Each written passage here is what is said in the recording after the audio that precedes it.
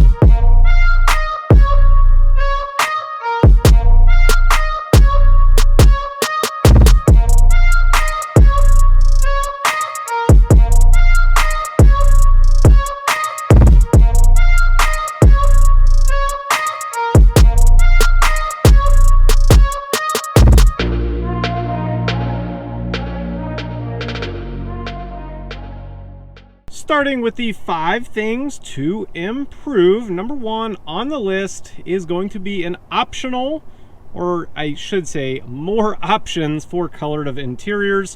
Right now you have black and a gray. I wish there was, you know, maybe a brown or a white or even red. One of those options to add where there's at least 3 options. I think that would be definitely beneficial to many of you looking to purchase this vehicle. Number 2 on the list is here. Also on the interior, you can see there's heated seats and heated steering wheel. I just wish that you could get cooled seats as an option. I don't necessarily expect it standard. It definitely could be for the price point, but optional would certainly be nice because people like me in Arizona, where it's wicked hot, yes, cooled seats are super important. Number 3 out in front of us would be an optional heads-up display. Not an option on the Premium. I do wish that was the case. Again, something that you would still make money on and also make customers happy. So maybe on the future year model, we can see something like that. Number 4 on the list is up here in the rear view mirror, and I wish that it was an option to get a digital rear view mirror because as you can see back there, you can see the headrest maybe slightly kind of dark already.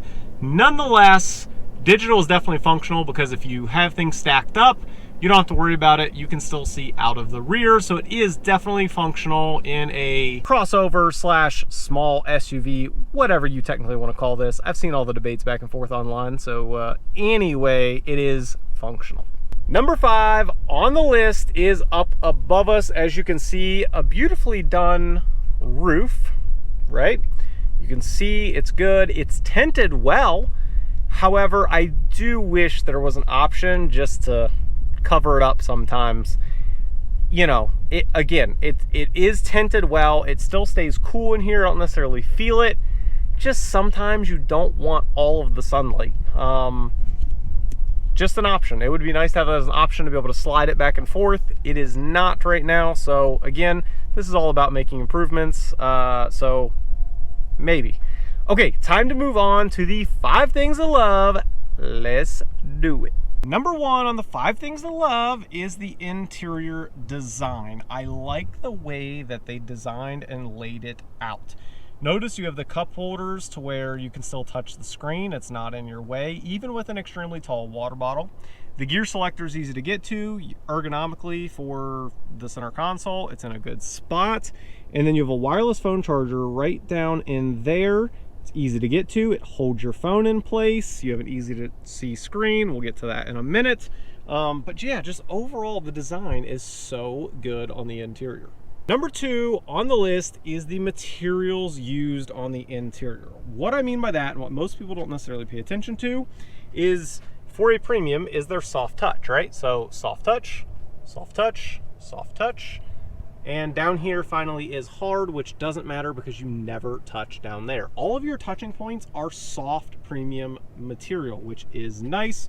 You have ambient lighting at night. You can't really see it right now because obviously the sun is setting, but it's not quite dark enough. Now, even the seats, again, all soft. Love the way that they feel. Everything, center console, good materials used. Definitely nice, and it does not feel cheap. Number 3 on the list is definitely the fact that you can get an optional all-wheel drive on the Mach-E. This one in particular is rear-wheel drive. Doesn't matter, it's just a tester. For me, for all of you, there is an optional all-wheel drive. That's what matters, and it's definitely the one that I personally would be getting is the all-wheel drive. Number 4 on the list has to be the 15.5-inch screen, not only because it's big, but it's also functional. And what I mean is just as soon as you touch something, it's responsive. Everything's laid out very nicely. Like, they've just done a good job with this screen, and it definitely deserves, you know, some credit in and of itself, along with, you know, having the other screen as well for the instrument cluster, but nonetheless, super nice to have. Number 5 on the list, and that is the fact that if you want a variant that is fast, you can buy the Mach-E GT.